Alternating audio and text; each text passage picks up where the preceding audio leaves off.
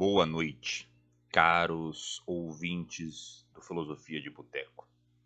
Aqui estamos nós, mais uma vez, reunidos neste balcão imaginário, numa nova temporada, onde o copo de cerveja ou o cálice de vinho se entrelaça com as profundezas do pensamento humano.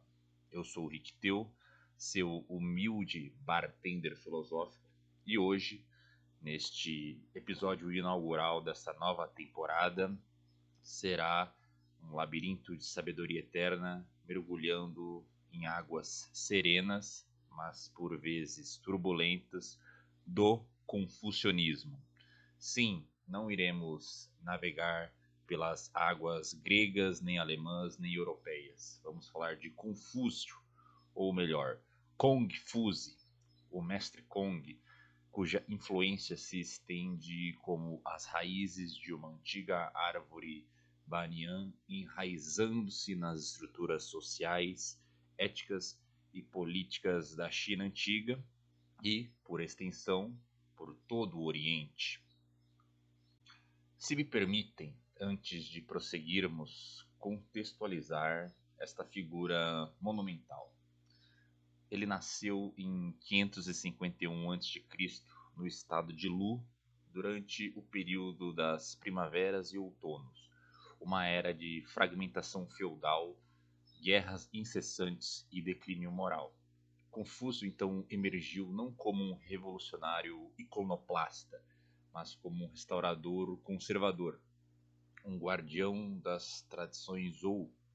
Sua filosofia foi compilada postumamente pelos seus discípulos nos Anacletos, que não é um sistema metafísico abstrato à la Platão ou Aristóteles. Pelo contrário, é uma praxis ética, uma fenomenologia do comportamento humano ancorada no conceito de Ren, a benevolência, a humanidade, essa virtude cardinal que irradia do indivíduo para a sociedade como um todo. Mas, porém, não nos apressemos.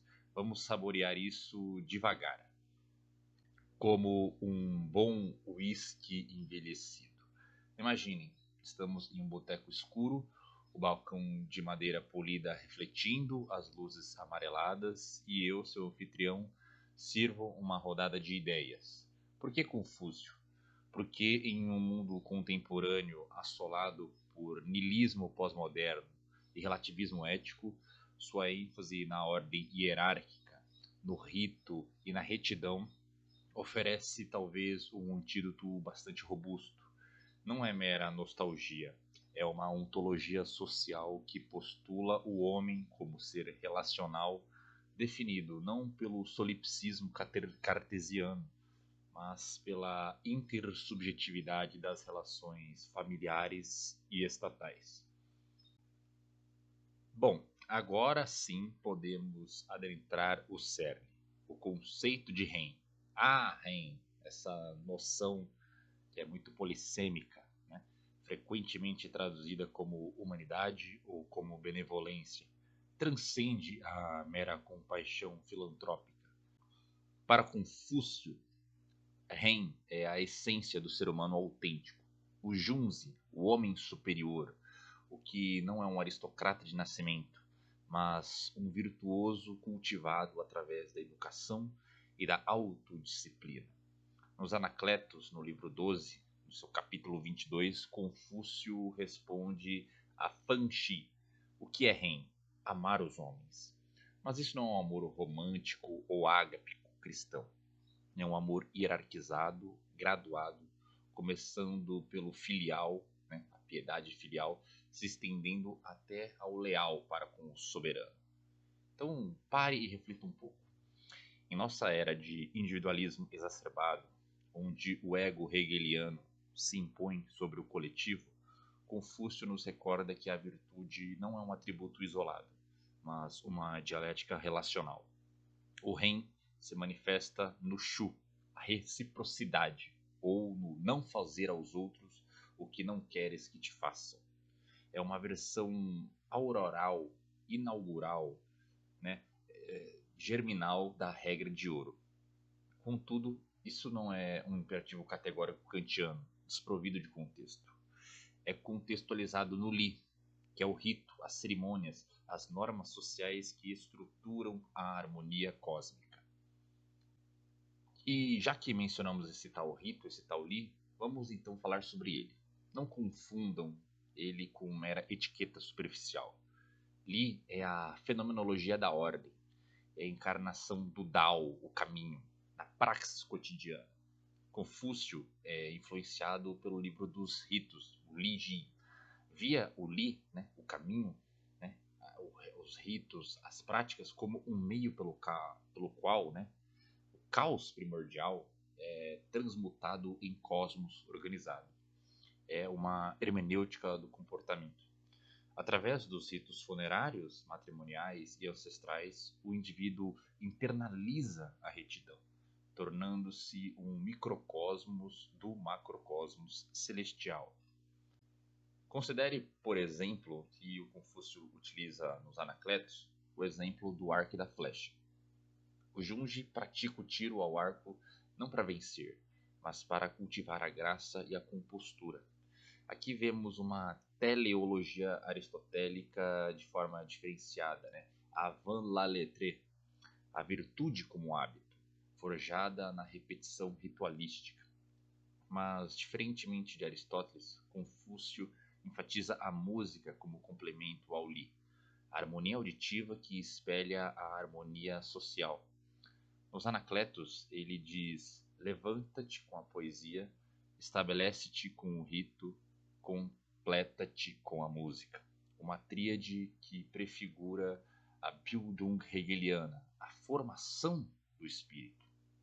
E o que dizer então da retidão, né? O I. I é o discernimento moral, a adequação ao contexto, não um universalismo abstrato. É um boteco filosófico como o nosso. Imagine então um debate. O I é trair um amigo para salvar o Estado? Confúcio, pragmático como era, priorizaria a lealdade hierárquica, mas sempre ancorada no REM. E transitando para o âmbito político, Confúcio não era um teórico utópico como Platão na sua República. Ele era um conselheiro prático, vagando de estado em estado, buscando um soberano virtuoso. Sua visão de governo é meritocrática. O governo, né, o governante, deve ser um junge, governando pelo exemplo e não pela coerção. Nos Anacletos ele diz: guie-nos pelo exemplo, ordene-nos pelo rito, e eles terão vergonha e se corrigirão. Aqui vemos uma prototeoria do contrato social, mas não nos moldes lockeanos. É uma organicidade confucionista, onde o Estado é a família ampliada, o imperador é como um pai e os ministros como filhos obedientes. O mandato do céu, essa noção teocrática que legitima a rebelião contra tiranos, é pivotal. Se o soberano perde a virtude, o céu retira o mandato, justificando a revolução. Influência profunda nas dinastias chinesas subsequentes, de Han a Qing, mas talvez é possível levantar críticas. O confucionismo, com sua ênfase na hierarquia, talvez não perpetuou autoritarismos, patriarcados e tiranias? Talvez sim, em interpretações neoconfucionistas, né? Mas Confúcio original permite flexibilidade. Pense em Mêncio, seu sucessor, que radicaliza o direito de rebelião. Agora vamos trazer tudo isso para o nosso boteco moderno. Em um mundo globalizado e multicultural, o confucionismo oferece lições? Absolutamente. Pense na harmonia, mas não na uniformidade. Uma dialética hegeliana que permite diversidade sem cair em anarquia. Contra o relativismo hortiano, em breve falaremos de Richard Horth, Confúcio postula valores perenes, mas adaptáveis. O que dizer de educação? Confúcio foi o primeiro grande pedagogo, ensinar de acordo com a aptidão, uma didática socrática que prioriza o diálogo. Nos Anacletos, ele diz: não abro a mente daqueles que não estão ansiosos, não ajudo aqueles que não tentam. Uma paideia que forma não escravos, mas cidadãos virtuosos. E é isso, caros ouvintes. Chegamos então, talvez, ao fim dessa pequena imersão confucionista, mas o boteco permanece aberto. Confúcio nos ensina que a filosofia não é especulação ociosa, mas ação prática no mundo. Seja um Junzi em seu dia a dia. Pratique o Ren, observe o Li e busque o I. No próximo episódio, vamos explorar Buda, ou Siddhartha Gautama, e a sua via média, contrastando, melhor dizendo, com a ordem confucionista. Obrigado por sintonizarem no Filosofia de Boteco. Deixe seus comentários, sugestões ou debates nas redes sociais ou aqui nos comentários do Spotify ou no YouTube. Até a próxima rodada e saúde!